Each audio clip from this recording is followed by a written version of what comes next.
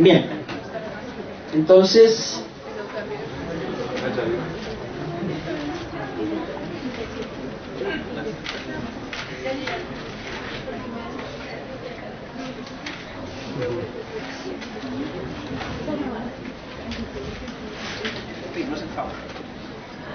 compañero. Sí, porque como yo me muevo, esta cosita no alcanza. Entonces baja ahí la... Entonces tendremos, como siempre, nuestras preguntas orientadoras, ya después de haber guardado los celulares y todos esos elementos con los cuales nos comunicamos.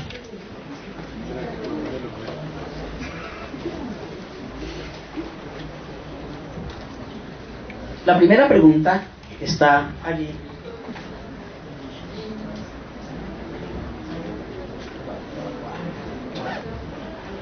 ¿Cuál es el rol de la comunicación, educación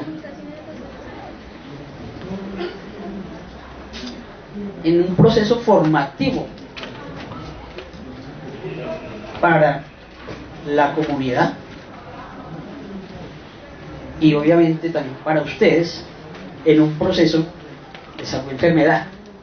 ¿Cuál es ese papel fundamental que debe jugar la comunicación?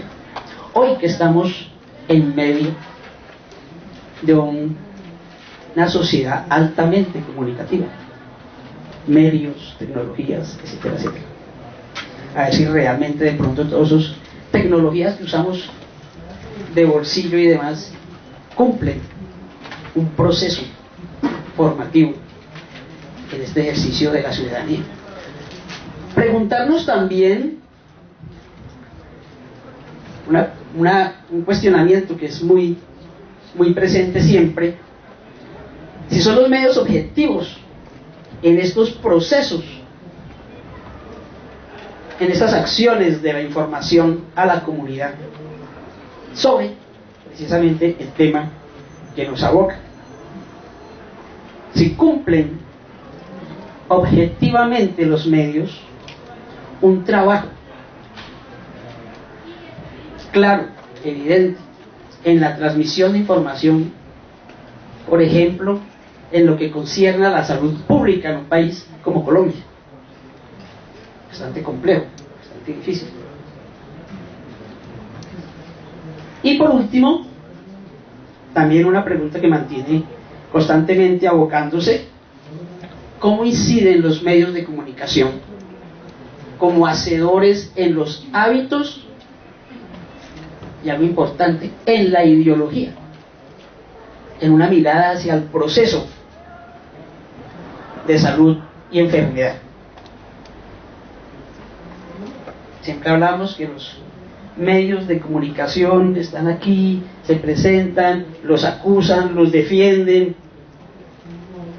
sobre estos aspectos de construcción de salud y enfermedad, y que nosotros, o mejor, nosotros como ciudadanos y ustedes como médicos, van a tener mucha importancia allí, porque es la construcción de un pensamiento. Y una pregunta final: ¿realmente se comunica y se educa para la salud?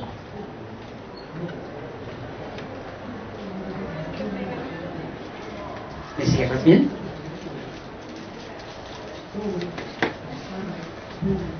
Y partimos también con otras premisas.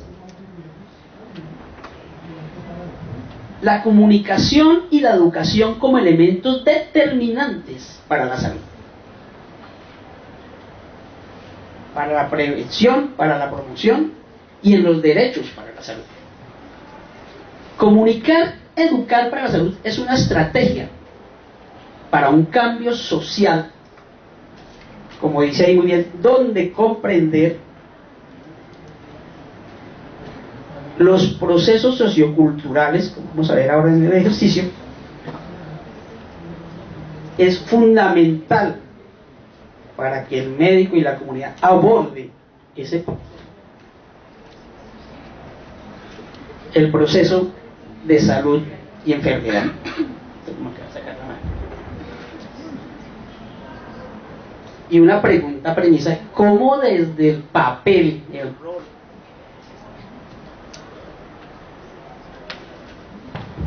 del estudiante de medicina se puede incidir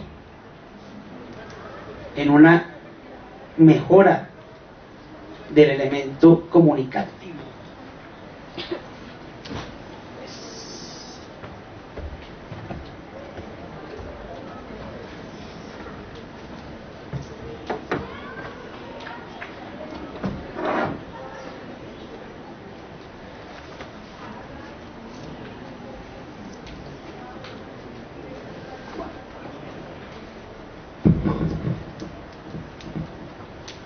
Para empoderar los derechos sobre salud y enfermedad y todos los derechos. Bien, compañero, me regalan la primera propaganda. Ahí está abierto también el internet. Pongámosle cuidado a un par de comerciales. Amplía la pantalla. Esto sí tendrá sonido.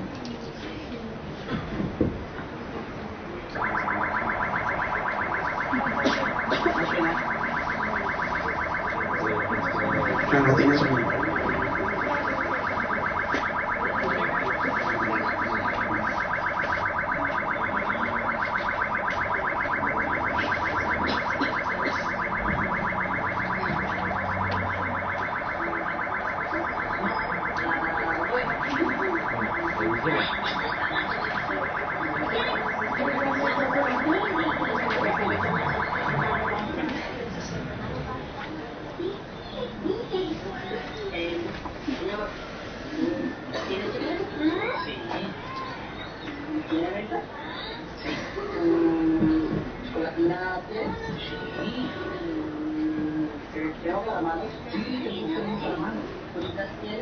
Sí, tengo cuitas.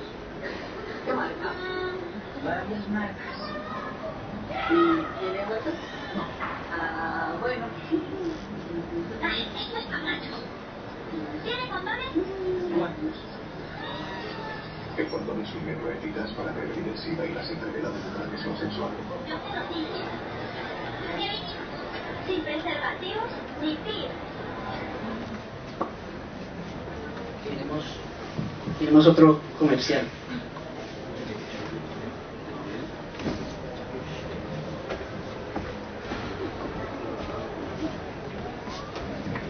Iremos el de La Tengo Viva.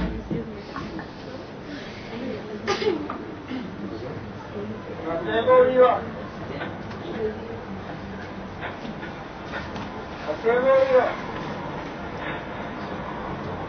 La tengo viva.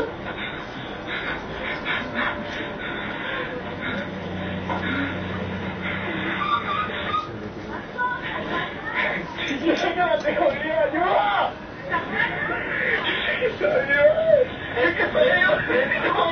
Si va a tomar, no maneje. Entregue las llaves. Iremos un último.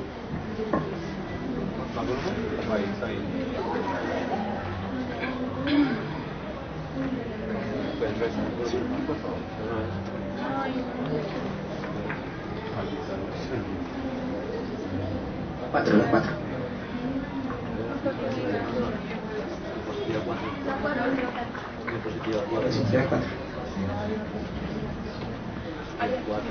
La 4 es. Miremos La Mata que Mata.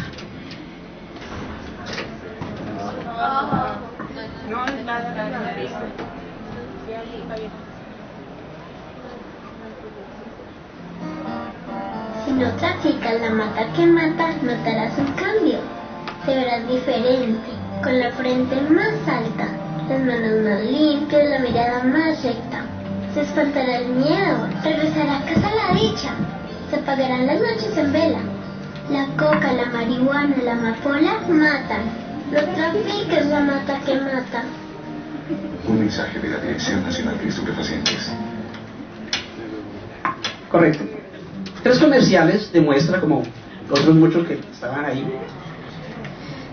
generados desde las entidades institucionales y que generaron bastante debate en su momento, con el ánimo, cada uno de ellos, de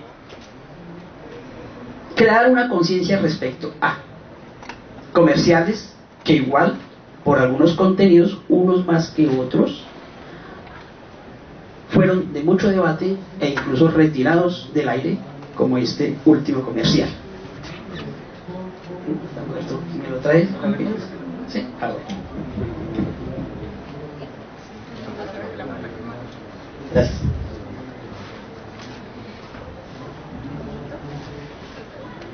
Y actualmente hay otra diversidad de comerciales, digamos, con contenidos más certeros sobre situaciones que tienen que ver como con la salud pública, como los que acabamos de ver,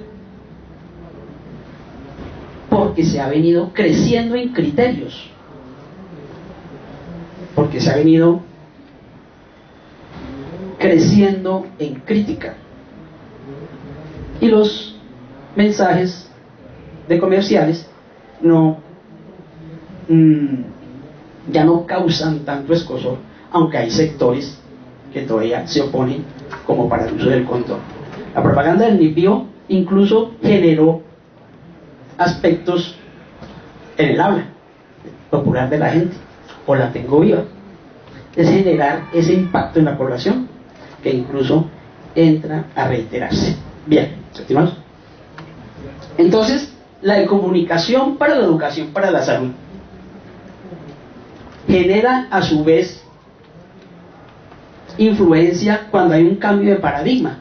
Recuerda que vimos nuestra sesión de paradigmas, porque al generar un cambio de paradigma, al darse un cambio de paradigma por X o Y situación que se van dando en procesos largos, se está haciendo una incidencia en la forma de comunicar, en la forma de educar, en la forma de interrelacionar.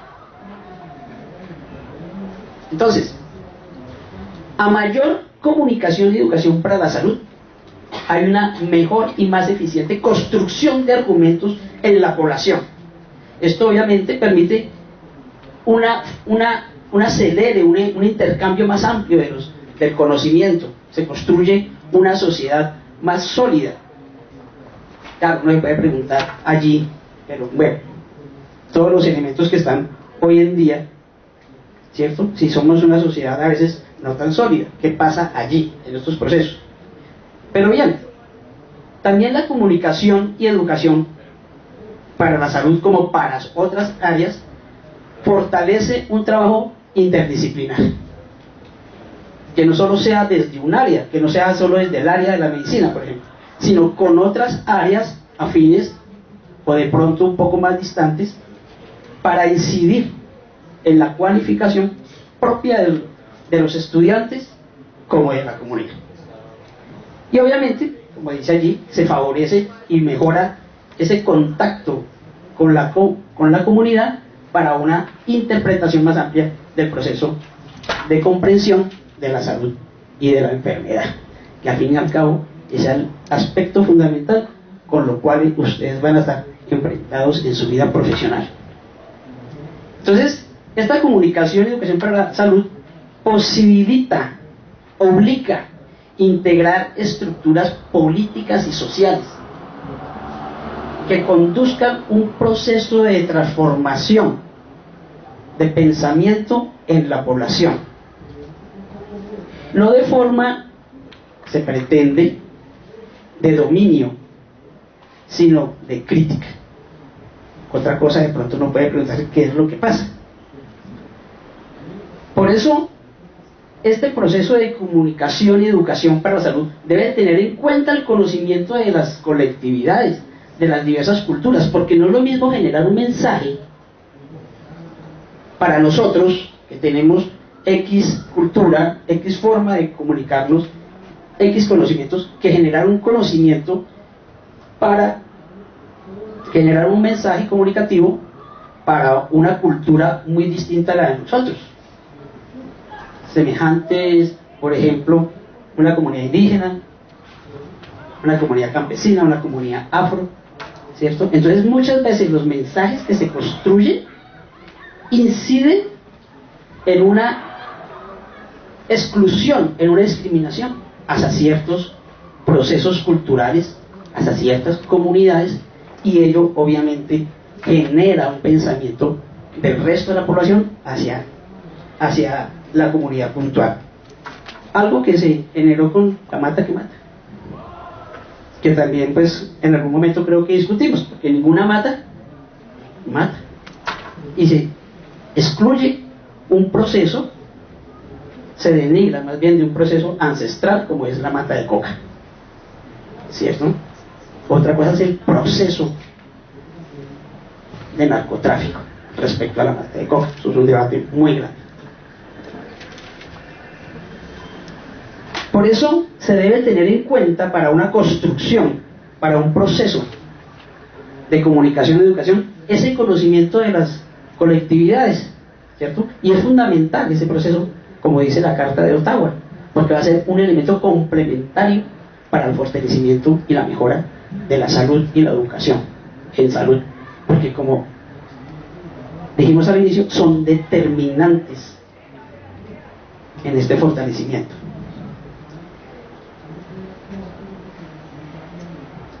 Y preguntamos, ¿realmente lo anterior se logra?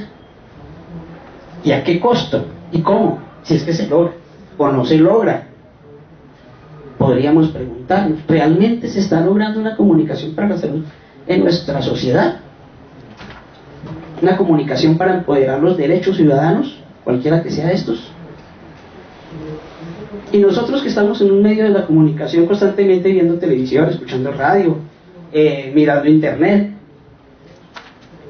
a veces, como se dice, tragamos entero y no miramos entre líneas.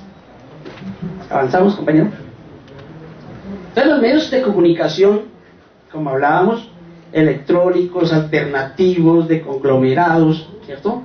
Son herramientas fundamentales para construir ello de la opinión pública.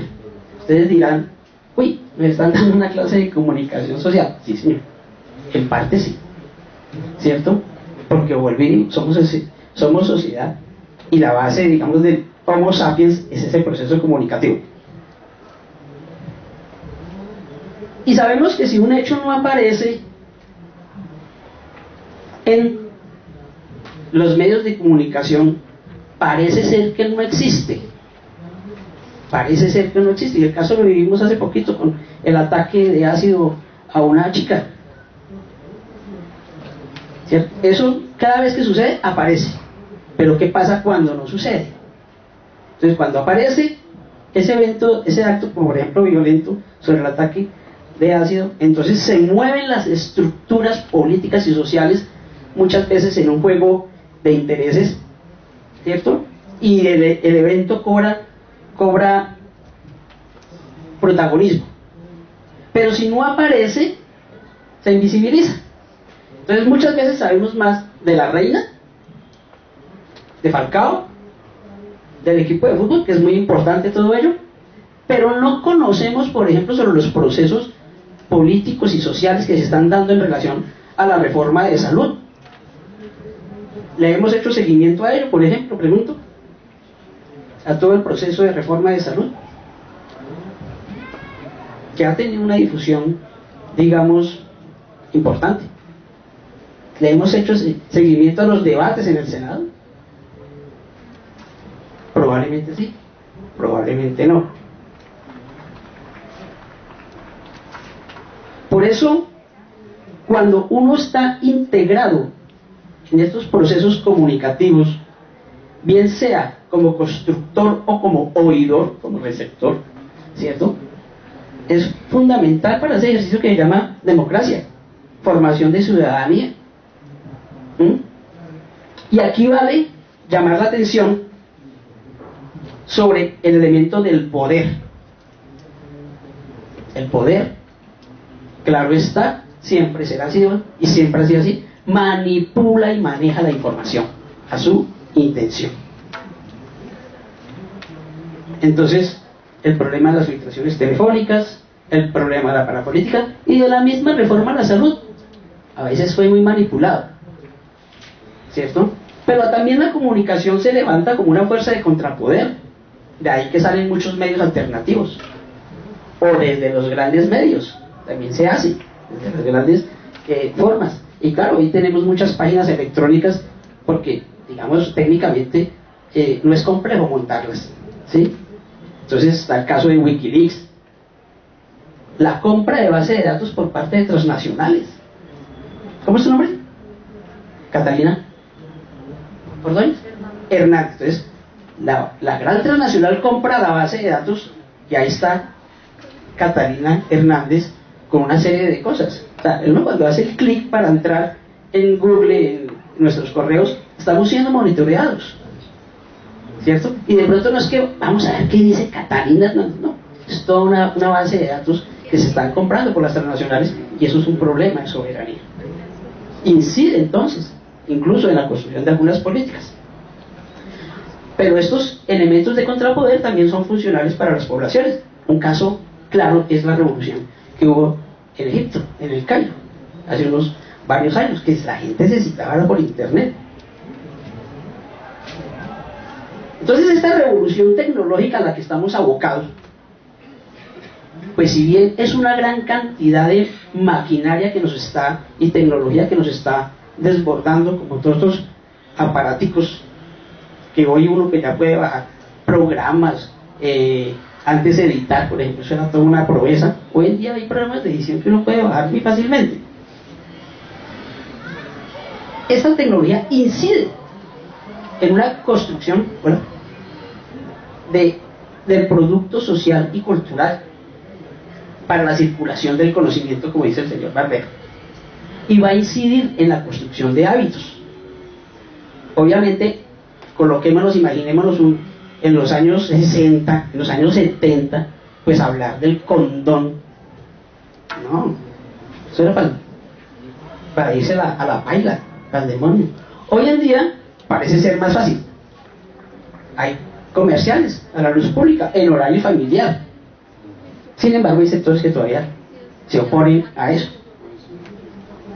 Pero se ha logrado gracias a esa opinión pública y a esa consolidación de la democracia. Y eso incide directamente en la construcción de políticas de salud. Entonces, estas transformaciones de la circulación del saber apoya los paradigmas de cambio en la sociedad.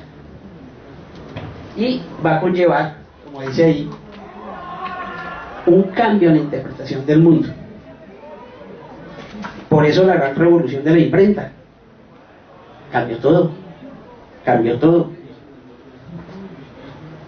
Ahí lo estamos comprendiendo. Y viene entonces una parte, digamos, fundamental en este proceso, que es: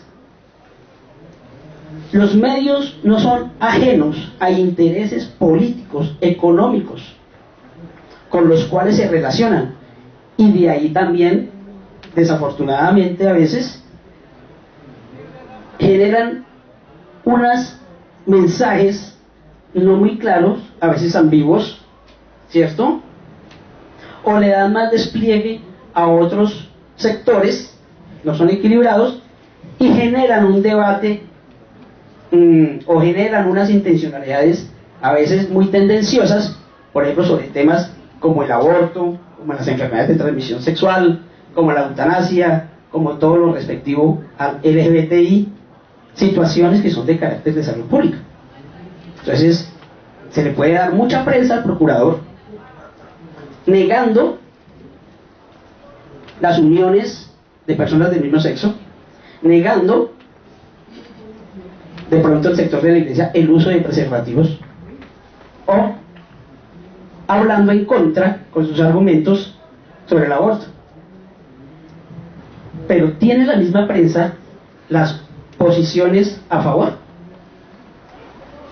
Claro, no puede decir que es porque se ha hablado mucho del tema, pero entonces uno tendría que entrar a mirar muy seriamente esas formas de comunicar y cómo comunicarlas.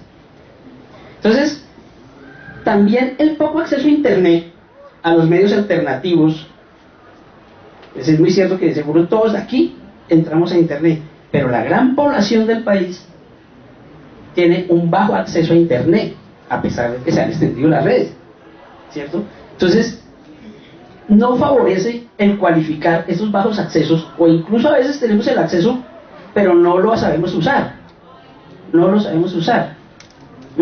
Entonces, eso debilita la cualificación de una opinión pública, y la opinión pública es base para el ejercicio de ciudadanía, y obviamente en el ejercicio de la interpretación de la salud y de la salud pública. Sin embargo, por otro lado, se fortalece una sociedad de carácter consumista. Entonces la pregunta es, ¿cuál es el rol de la academia allí? Sobre todo, digamos, en áreas que no tienen que ver estructuralmente y estrechamente con la comunicación social, con los medios de comunicación.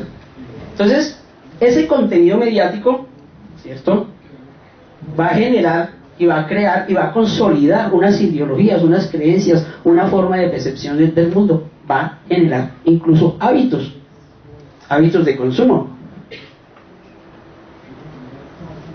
en donde no se presenta la otra parte, sino un beneficio o un no daño. Entonces se van a potencializar estereotipos y hábitos de belleza, de cuerpo, de salud, y pues recordemos nosotros que ese ejercicio se presenta mucho en nuestros realities, en donde se potencia una competencia individualista. ¿Avanzamos? Entonces la salud en los medios siempre ha estado presente desde muchos años. Desde Dolorán hasta grandes farmacéuticas están presentes en los medios. Entonces, pero sí ha generado cambios de hábitos en los estilos de vida, ¿cierto? Entonces la campaña del no cigarrillo, la campaña del ejercicio, la campaña del uso de ciertos aspectos elementos para preservar la vida y la salud. Mas sin embargo, mucha gente fuma, a pesar de la campaña. ¿Aquí quién fuma? ¿Quién tiene como hábito fumar? Bueno, tienen un comportamiento saludable respecto a ese tema. Y de seguro allí incide los medios de comunicación. Y vemos casi siempre la sección de la doctora Fernández en RCN o en Caracol, la presencia entonces de los áreas de salud en los medios de comunicación. El Tiempo saca grandes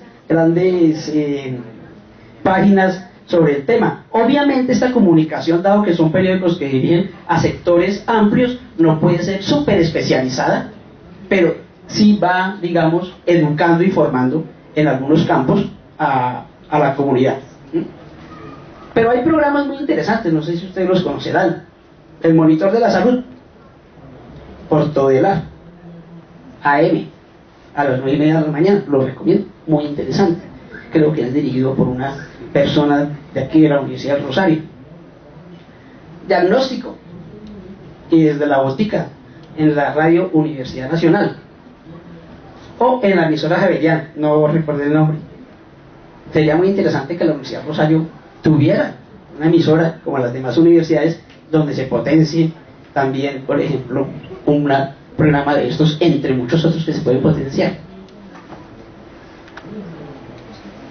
Entonces, cuando la población se moviliza, hay más difusión de un tema.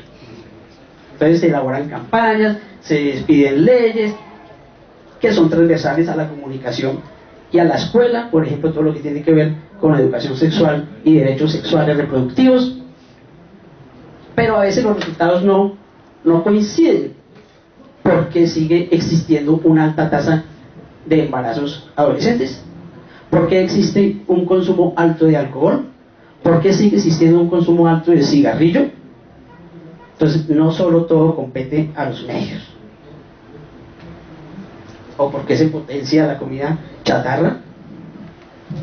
Entonces el ejemplo más claro también de ello es esa asociación nociva, como dice Omar Rincón, un crítico de la televisión, o sea, estudioso de este medio, que como dice allí, se hace una asociación nociva entre sexo y violencia.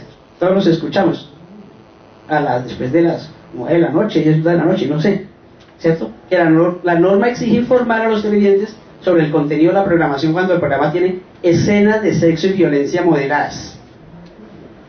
Esta parte aquí, por eso uno tiene que leer entre líneas, ¿cierto? Dice Don Omar Rincón, dice, como si formaran parte de una misma categoría. Y falso, eso no es así. Más sin embargo, así se sigue produciendo y así se termina creando unos imaginarios no positivos en los cuales juegan otros aspectos. Si miramos entonces, según esta estadística, ¿cierto?, sobre muy nuevo, del 2013, ¿qué medios publicaron más noticias acerca del consumo de cigarrillo y sus perjudiciales consecuencias? ¿Cierto? Entonces aquí tenemos los medios y vemos que la prensa es quien más publicó, ¿cierto? Claro, el internet tiene una amplia difusión. Radio 40, sí, correcto. Internet no. Exacto. Y el registro de noticias, ¿cierto?, sobre lo perjudicial que es el consumo de cigarrillo. Entonces se tomaron unos impresos, una prensa, y la prensa impresa, La Libertad, la Revista Semana, el Portafolio, el Publimetro y el Colombiano. Entonces los medios masivos de mayor cubrimiento sí son la televisión y la radio, como dice allí. De menos, la prensa y la red.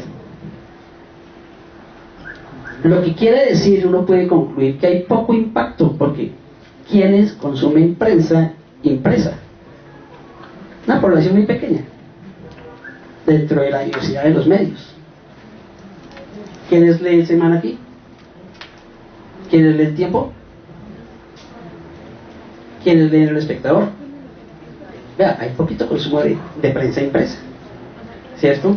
Entonces, si son los que más, en relación a la prensa impresa, son estos los que más producen sobre el tema, ¿cierto? También hay que mirar que aquellos consumidores de estos medios leen esa noticia, porque uno cuando coge un periódico, pues uno selecciona, ¿leerán esa noticia? Entonces se reduce más el campo, ¿cierto? Y aquí no se referencia a los medios, digamos, de más amplia circulación. Entonces, los medios no están exentos de esa relación que veníamos hablando, ¿cierto?, con otras estructuras económicas fuertes, bien sea farmacéuticas, de alimentos, etcétera, etcétera. O sea, no en vano el presidente nuestro viene de una familia de periodistas, viene de una gran familia de la prensa, que es el Tiempo, y hoy es presidente. O sea, eso no es por y gracia al Espíritu Santo. Eso tiene una lógica, ¿cierto? Y muchas veces nos venden una serie de productos que realmente no son necesarios para la vida. Aquí, yo creo que la mayoría aquí tomamos gaseosa. Es fundamental para la vida tomar gaseosa. Pero lo venden como la chispa de la vida. ¿Es necesario comer hamburguesa? Pues es como rica a veces, ¿no? Pero no es necesario realmente. Entonces, estas industrias poseen obviamente relaciones con el poder fuertemente y semejan un interés a veces por la salud. A mí nunca, cuando presentan un conversando hamburguesa, nunca van a presentar un niño obeso o una persona obesa, ¿cierto? Y sin embargo, muchos de los elementos de consumo son los que aportan para la salud, como las loterías, la cerveza, el alcohol, como unas paradojas. Entonces se crean unos lenguajes que confunden, ambiguos, y para eso utilizan figuras de la televisión o del deporte, ¿cierto?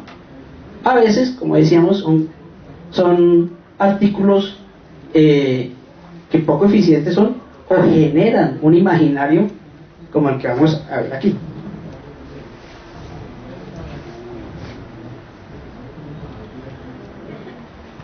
Cópialo de pronto y...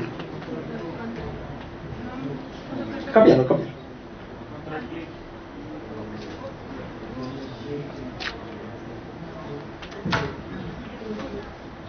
Habría ahí el internet que ya está abierto.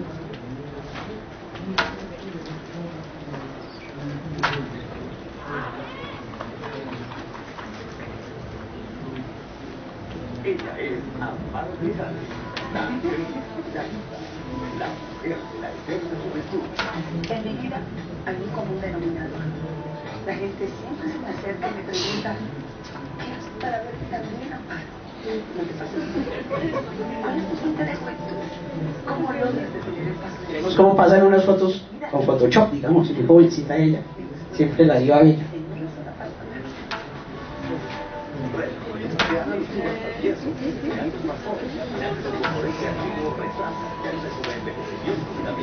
Mi verdadero es el y puedo notarlo en la textura de mi piel, dudas, mi línea de expresión, y me da risa porque la gente siempre se me acerca tratando de encontrar las marcas de la La verdad es que mi visión se llama. Ahora es tu oportunidad de probar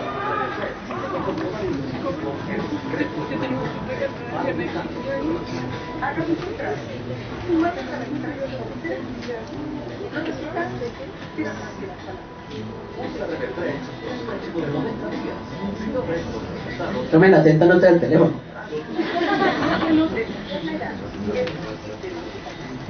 Claro que si no les da resultado, le vuelven la plata.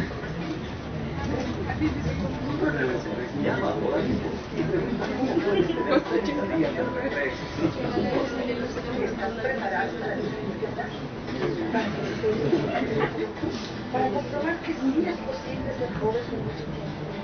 Entonces, prueba de verdad. Solo prueba. Y prepara tus energías y se retira. Presentamos Revertrex, las cápsulas con resveratrol. Usa Revertrex los próximos 90 días. Si no ves los resultados, Bien, entonces, ¿cuál fue el problema en que se metió esta diva de la televisión colombiana? ¿Recuerdan ustedes? ¿En qué conflicto se metió Amparo Grisales con su producto Revertrex? Que no servía para nada.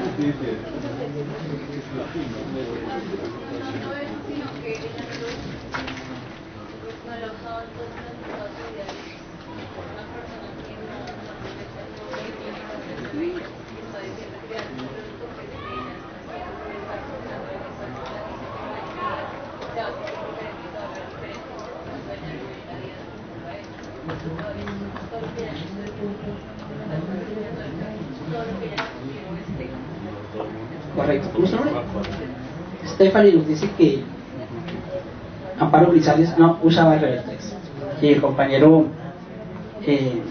¿recuerdas su nombre? Jesús nos dice que no servía para nada. ¿Qué pasó? ¿Qué pasó? ¿Qué consecuencias tuvo ese mensaje? Obviamente tuvo una gran masa de compradores. Me imagino yo más compradoras. Resulta que el ministerio lo retiró porque no hay evidencia que sea la fuente de la eterna juventud. ¿Se imaginan ustedes de verdad que eso fuera la fuente de la eterna juventud? Y obviamente manejan una imagen, manejan un lenguaje que confunde, genera ambigüedades. No dice que uno no va a hacer un proceso de envejecimiento. Dice que uno se va a mantener muy joven. Y genera, pues que obviamente pues una vez Amparo Grisales en Yo Me Llamo y es una persona muy hermosa, bien conservada, a punta de Revertrex. ¿Y qué mejor prueba que ello? Entonces uno no va a preguntar la prueba científica. Y así como el Revertrex, pues hay un montón de medicamentos que juegan ahí, o de elementos, más que de medicamentos,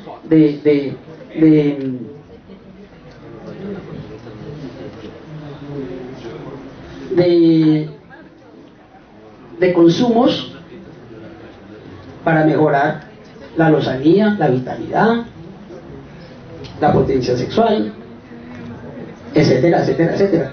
Ustedes van por la calle y encuentran en los puestos de jugo unas etiquetas para mejorar la potencialidad sexual y se consume. Pero ¿dónde está la evidencia científica de ello? ¿Cierto? Y claro, tal vez, como dice Stephanie, la señora Amparo Grisales nunca ha usado Revertrex. Pero quería preguntarle entonces, ¿qué hace para mantenerse tan joven y bella?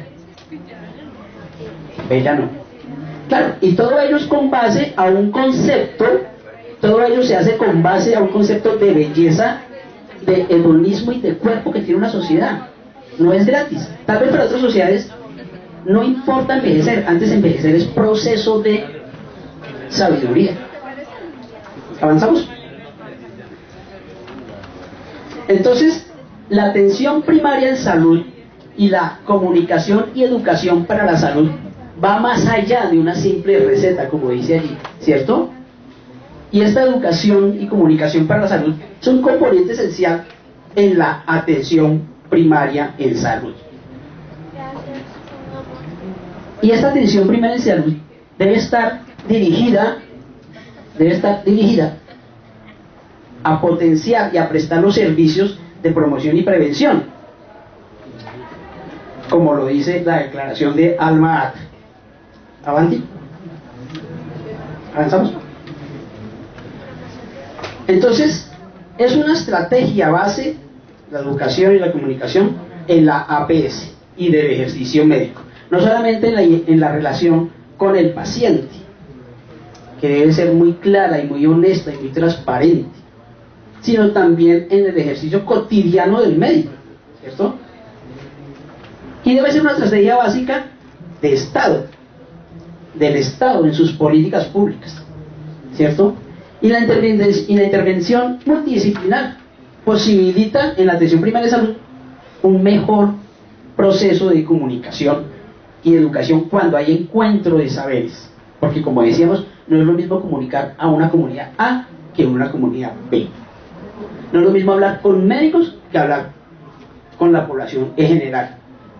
Entonces, ese aspecto tampoco es fácil, es complejo, ¿cierto? Entonces ahí tenemos el sistema de salud indígena versus o en relación con el sistema de medicina occidental. No siempre coinciden en terapeutas, en terapias y en sistemas de abordaje. Entonces lo multidisciplinar genera una asertividad en el diagnóstico, lo que lo hace más holístico, lo hace participativo. Por eso necesita, como vamos a ver ahora más adelante en el ejercicio, necesita el médico conocer el entorno, las actividades sociales y culturales de la comunidad en que esté. ¿Avanzamos? Entonces, ¿cómo se potencia ello? Entonces, según el señor Facín, las ciencias sociales y la misma medicina no deben ser vistas como una categoría de objeto. Por eso hay que entender la cultura y la salud como un escenario de la singularidad y de la particularidad de los grupos humanos. ¿Qué es eso? Que cada cultura, que cada comunidad tiene un concepto de salud, tiene un concepto de cuerpo, tiene un concepto de enfermedad que no necesariamente la medicina occidental ve y atiende, sino a veces la ve como un objeto. Todo es igual. Entonces la comunicación que se haga sobre salud porta sentidos y representaciones y las construye, esas representaciones sociales que vimos en nuestras primeras sesiones. Este es el puesto de salud de San Ángel, que ustedes debieron haber visto en el texto que está colgado en la plataforma. ¿Avanzamos? Entonces la comunicación y educación para la salud, aquí está el pollito, ¿cierto? Esa publicidad casi siempre es asumida, como decíamos, por los órganos del Estado, pero a veces no están, a veces están ligadas a una serie de conceptos morales. Los sectores, como hablábamos de la iglesia, a veces se oponen, los sectores conservadores, y en otras ocasiones la publicidad va en horarios que no son asequibles a la mayoría de la población, sino por allá bien tarde, bien a las 11, 12 de la noche. ¿Avanzamos? Entonces, cuando entramos a ver nuestro ejercicio de la comunidad chimila, los Ete Enaca, entonces vemos, para entrar en este espacio, en esa contextualización para comprender el estado de salud, vemos que este pueblo se ubica en esta región del Magdalena, ¿cierto? En los municipios de Sabanas de San Ángel, allí donde está marcado, y que representa una población muy, muy bajita, son 910 personas, mas sin embargo tienen un problema de salud muy grave, todavía.